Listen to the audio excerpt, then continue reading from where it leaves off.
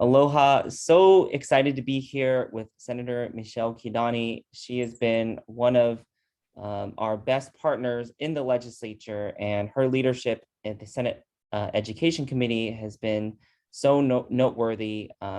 We're very pleased to announce that she is the recipient of our 2022 Legislative Champion Award, not just for the work that she does, but for the collaboration and partnership that she brings to all of our organizations, but especially with HawaiiKidsCAN. So thank you so much, Senator.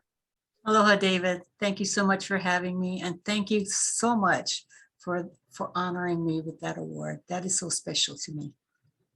Thank you, Senator. Well, I'd love to do a little bit of a recap of this last session. You know, it was quite busy, but I think we were really pleased to see some progress get made. In particular, one of the bills that you sponsored to support career readiness within the Department of Education, we were really blown away to see that make it through session with quite a bit more funding than we expected. And so would love to hear from you, why do you think focusing on career readiness in our high schools is such a big deal? Well, I think it's a big deal because we know that there are many trades too that we even have to send away for young people to come and like auto body, etc. Of course, decades and decades ago when I was in high school, we had auto body, we had wood shop, we had metal shop, and so much more things that we don't have now. And I think particularly in Hawaii, because the cost of living is so expensive. A lot of these students right out of high school, they want to jump in and help out their parents and get settled, and hopefully at the same time they still think about getting furthering their education. And I think what I particularly like too is also the fact that students in high school, I think some middle schools are also looking at this, to start them on their way to getting AA degrees by getting those courses under their belts. And once they get a taste of it, I believe that they will continue, and it's not as difficult as they think it is. So I think it's really, really important for our students in Hawaii to get that extra help and that jump start. Absolutely, and we've been talking about issues like the brain drain and affordability, and it just seems like leaders like you who are thinking about how can we get our students plugged into these great local jobs and careers, it just seems to me such a no-brainer that we can't really waste any time in terms of making sure our kids have quality options when they finish in our schools. Yeah, and unfortunately, I think I wish we had been able to start this much longer ago and would be full force in every school doing things like this, and people, the students would know that this is an opportunity, because like myself, many people don't go to school right after high school. They have issues like I had. My mother was a single mother, and I felt obligated to help her with the siblings. I was the third of 9 children, but my oldest sister and brother were dropouts and they didn't finish even high school. So I felt obligated to, jump into the market and get a job and help. And I went back to school later. But I think that students knowing that they can do this is very, very helpful so that they don't give up. And I'm hoping, and I think it does happen in most of the schools where the counselors and the teachers encourage them and they realize what the situation is, and that they, students may have to go to work, but that always there's a hope for them to come back. And I think it's important that we introduce them to some kinds of activities, whether it's the AA degree program or, alternative learning centers or something to keep them engaged. Absolutely.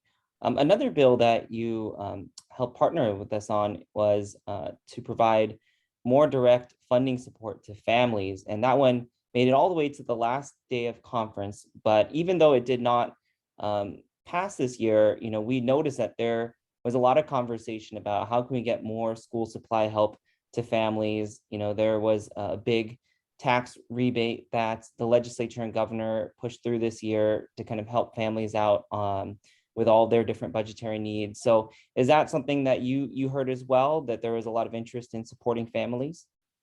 I probably myself more than any other legislator, because I chair the education committee, have a chance to go out to the schools and do field trips and, visit even neighbor island schools. And I'm always blown away. And I'll give you a, for instance, I met this young man, he was only a sophomore at HawaiiKidsCAN High School. And I missed all of the workshops that I was supposed to go with some of the teachers after lunch, because he wanted to talk to me, and that talk ended up being for 45 minutes, maybe longer than that.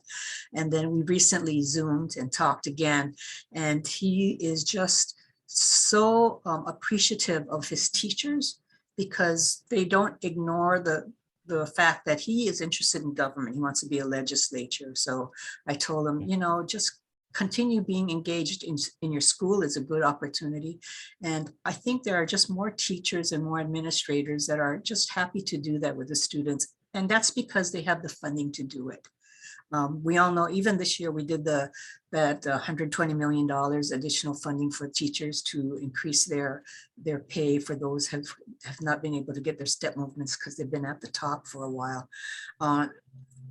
It's hard enough living in Hawaii, but to not pay teachers what they deserve is just something that is unconscionable, and that's, you can't even get teachers to come here because of lack of housing, and it's so expensive. And we have other things going too. The Grow Our Own program at the college level, that they help teachers with free programs to finish their degrees. And to me, this is so important. This is what is going to help our students. Our teachers have to feel like they're wanted, they're needed, and they're appreciated. Absolutely. As a former public school teacher and as a husband of a teacher, I wholeheartedly agree. And I think, especially given the challenges of the last couple of years, that support and mahalo to our educators is more important than ever. So to kind of pivot on that and kind of close out our time together, I did want to get your thoughts, as we enter this third school year since the start of the pandemic, and we look at the different challenges students have, whether or not it's mental health concerns or learning loss. What do you see? What do you think when you look at what education will be the next couple of years here? I think one of the things that we probably were not prepared for was how the pandemic shut the schools down. And I think we weren't prepared for teachers that maybe probably the older teachers who were not as familiar with, doing things virtually, were not comfortable with, being left alone with a device, because even at home, I have a multi-generational home, and when I need help, it's my 11-year-old grandson that helps me. So I think we could have done much better in that field. I think we do have some funding set up for a virtual learning center to be able to teach teachers. I was trying to think, whether or not we can coerce some of the teachers who retired to come back and give it a try again. And it's things like that we have to look at. We also are going to put a lot of money into looking at pre-K. I think we have $200 million to start looking at buildings of pre-K facilities, because we have to start earlier for our children. And I think that's the sooner the better, and be prepared for every grade level that they're going into. I really want to see more after school programs, summer programs, just keeping them engaged, is really what it's all about. And also making sure that we have the ability to keep our teachers happy and pay them what they deserve. Absolutely. Well, as the father of a 1.5-year-old, thinking a lot about pre-K and early childhood education. So appreciate all of the supports and leadership you've shown, not just at the preschool or K-12 level, but across the whole spectrum, and thinking about how do we keep more of our talented youth here in Hawaii, kids like your grandson. Yeah, and we have to also keep them engaged, and hopefully that they're thinking about being teachers themselves.